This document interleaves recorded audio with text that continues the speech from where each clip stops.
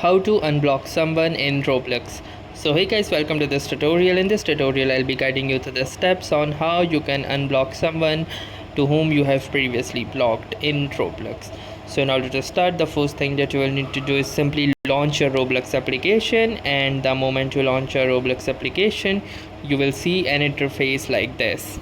Now from this interface, if you know the email user ID of that particular person, then you will need to search for it. So simply go to connections and then click onto the search bar and simply search for their user ID. And once you will search for their user ID, you can click onto this button and your user will appear right here. Now from here, if you will click onto this blocked user, you will see this unblock option or unblock button right here. So simply click onto this unblock button and then you can see that this user isn't blocked. You are all set. So you have successfully unblocked this particular user. So that's how easily you can unblock someone in Roblox. Thanks for watching and have a nice day.